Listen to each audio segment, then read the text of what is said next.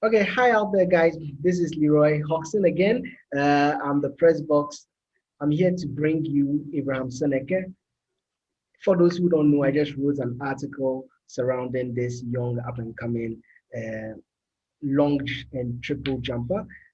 So we won't really go into details as to his journey in the sport. That is on the site. You can check it out there.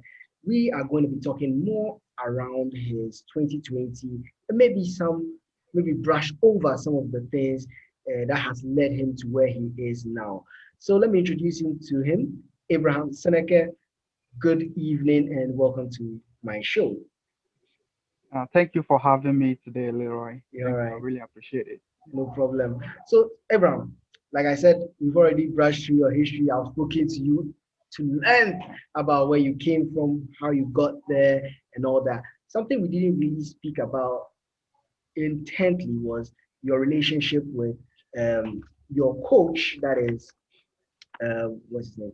Christopher Darko Amankra, Coach Amankra. Yeah. Could you tell us a bit more about your relationship with Coach Amankra, how you met, how he shaped you as a athlete. Okay. So, like I told you earlier on, my relationship with Christopher Manka was like a father-son relationship.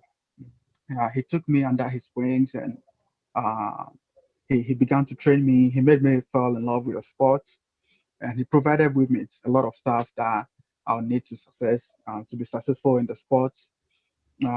He trained me like physically and mentally, that he tuned my mind in such a way that you need to train yourself to be one of the best, Yeah. you know. So he's more than a coach to me in my development. And right now I still have that kind of relationship with my coaches here in the United States.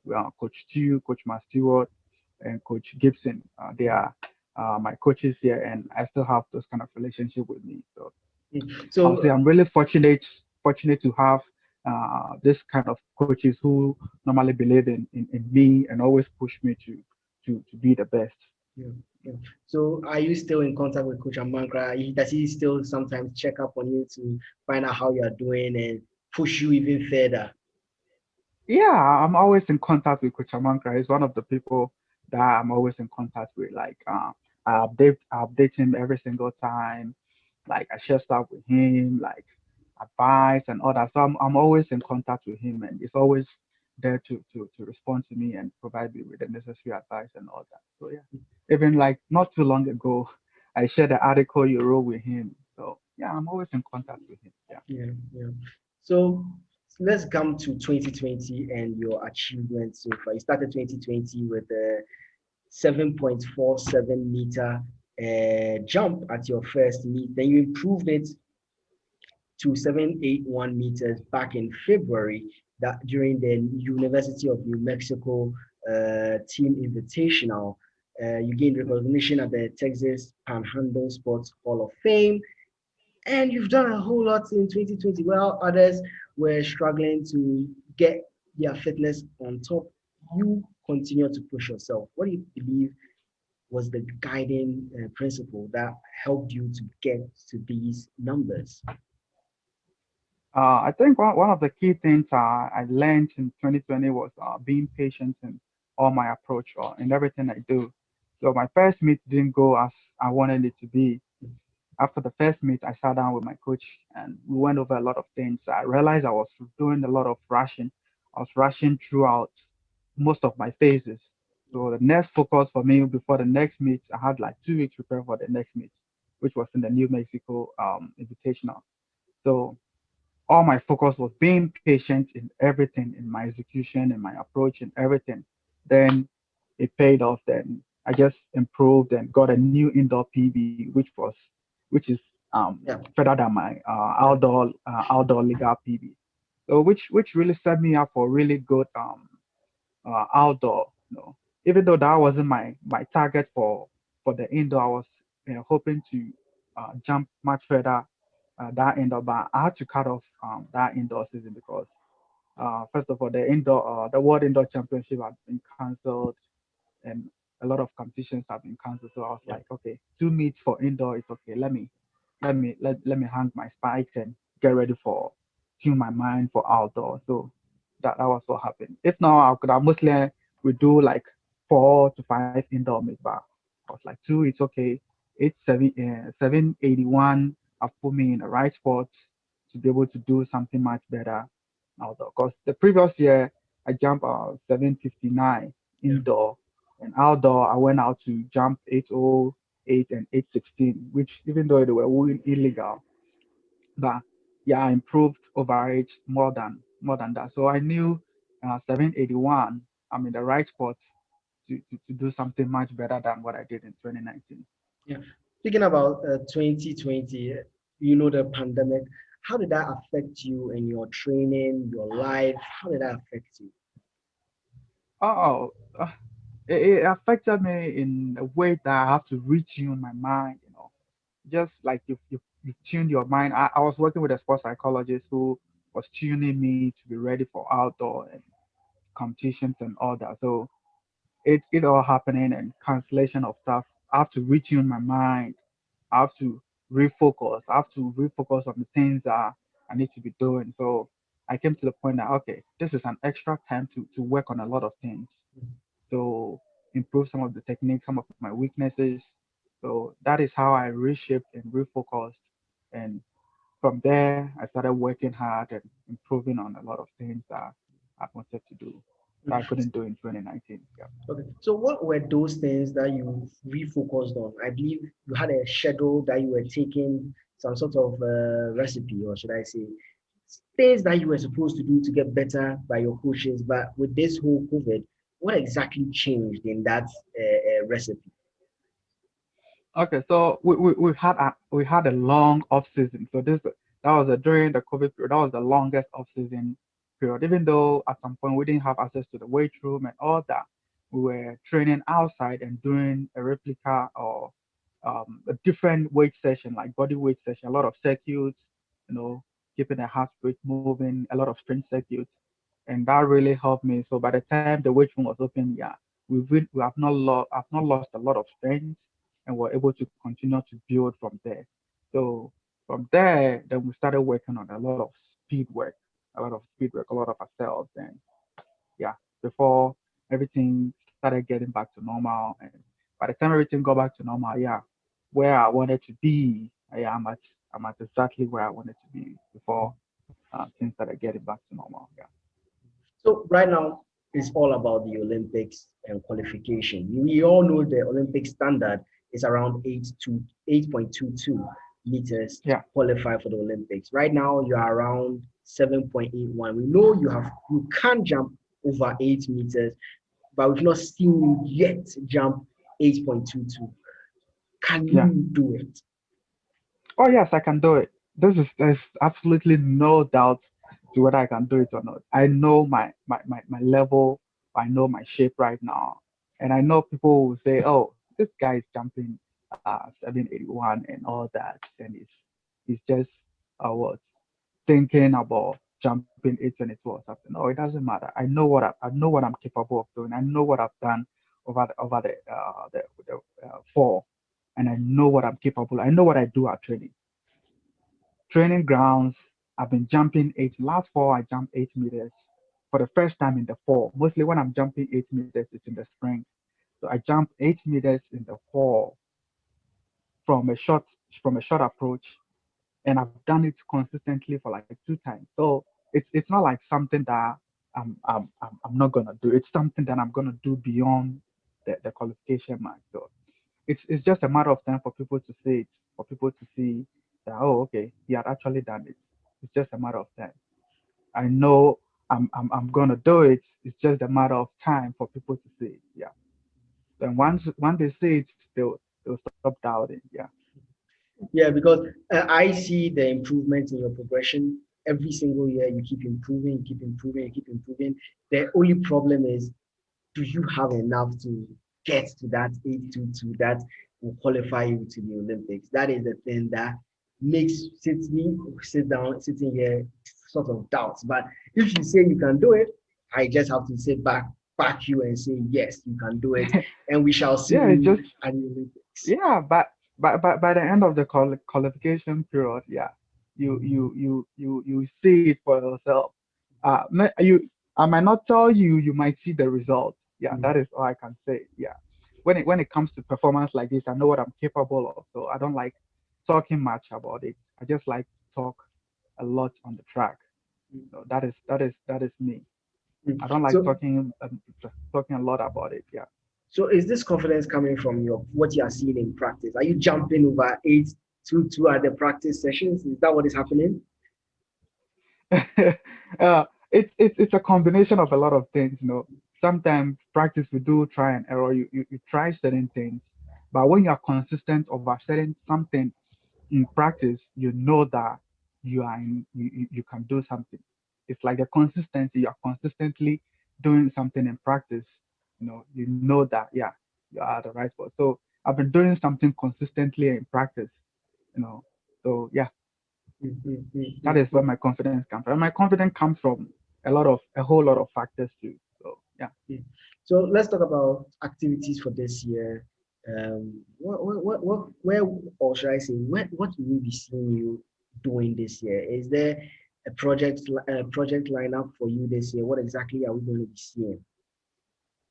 Oh yeah. I have due to COVID, a lot of things have changed. Yeah. I was supposed to begin my season last weekend at Texas Tech, but unfortunately, due to COVID and all that, they have like a restriction, so they only allowed college athletes to only compete in that meet. Mhm. So I couldn't get a chance to compete last weekend. So I'm now looking forward to other meets that will accept individual athletes, and that is what I'm looking for right now to be able to.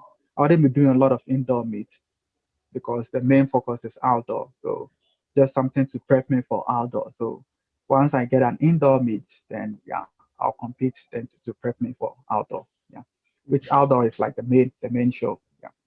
Something we also saw this year was teacher, or should I say, coach Seneke, teaching young Yeah. up and coming athletes as well. Could you tell us more about that and how this all came to be? Oh yeah. So it's coaching is kind of like how Coach Amankra trained me. Yeah. I have the passion for it, so I also feel like okay, once I'm done with the sport, I can also go into coaching. And so right now, what I'm doing, I'm kind of like a student coach. I'm training with my coach and also learning from him at the same time. So that's why I'm a volunteer coach on the West Texas State. So learning and training at the same time. So by the time I'll hang my spikes, I'll be ready. I might have learned a lot from him in addition to what I know, and be able to channel it to other athletes. But right now, I train other athletes, like high school athletes, and also help in like some of our university. I help my coach. He dictates some of his duties to me, dedicate some of his duties to me to do. So yeah, that is what I So do. what I would like to ask is, you're coaching. So what exactly would you say is the ideal coach in your opinion? Who is the ideal coach? Okay, an ideal coach is someone who has a very good relationship with athletes, someone who push and believes in athletes. Believing in your athletes is like very, very key. When you believe in your athletes know that okay, my coach believes in me, then it helps the athlete to really push more, like to give his or her like all in practice, and do whatever the coach asks him or her to do. So, relationship building a strong relationship with your athletes is very key in an athlete coach relationship, and it also facilitates or enhance athletes' performance. Yeah. So is that the kind of coach we are going to be seeing Abraham Seaneke be?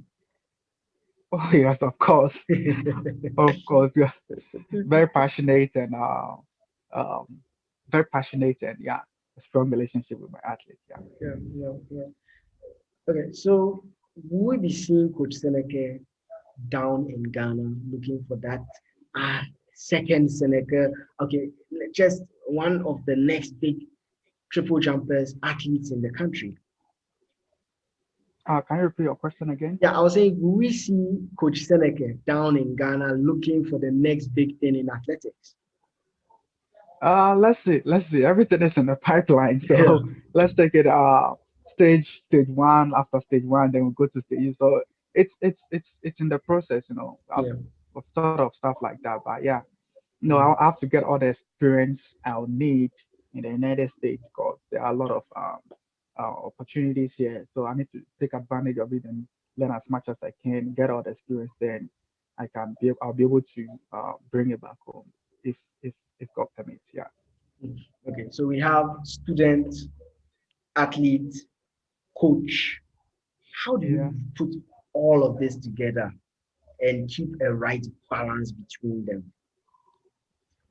Yeah, it's all about planning and scheduling. You have to know what you are doing at a certain point of time, and having a plan that okay, I'm going to practice. After practice, I'm back home, eat, recover, get into your assignments.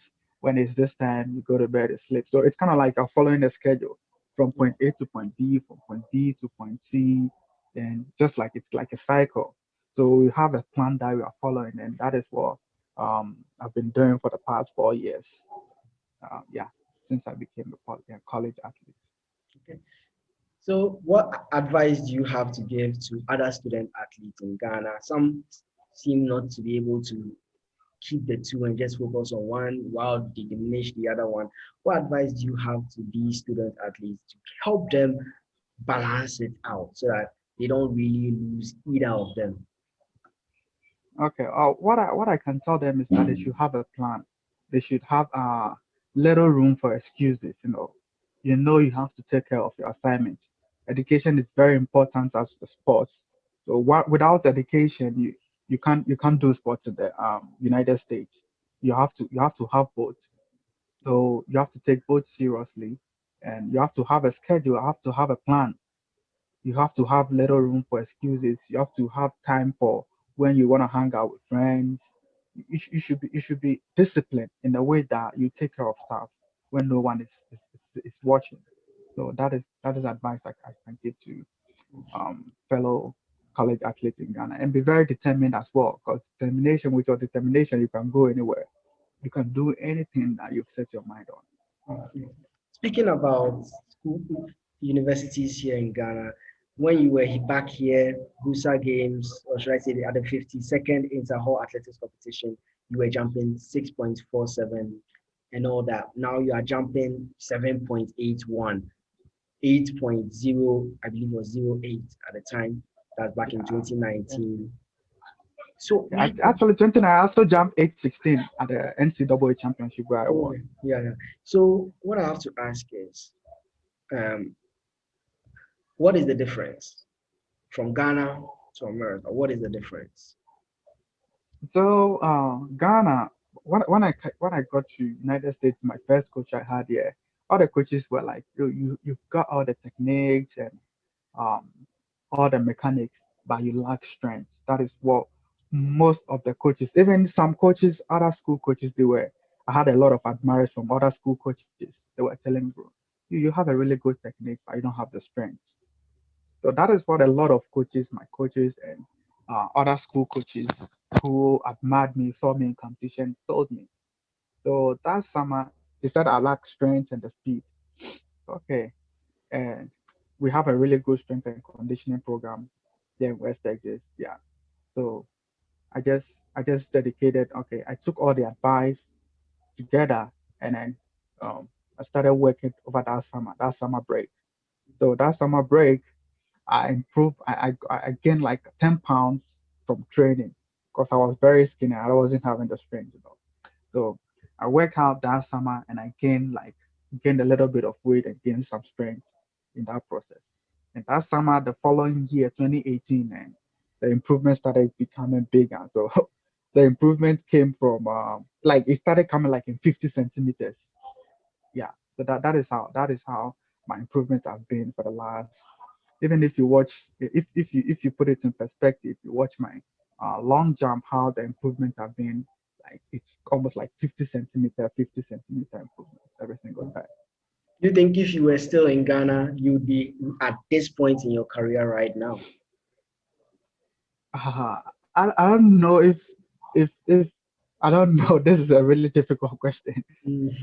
But yeah, this is a really sometimes Ghana you are not able to get a place to live sometimes, and some of the facilities I'm exposed to right now, it's difficult to get it sometimes in Ghana.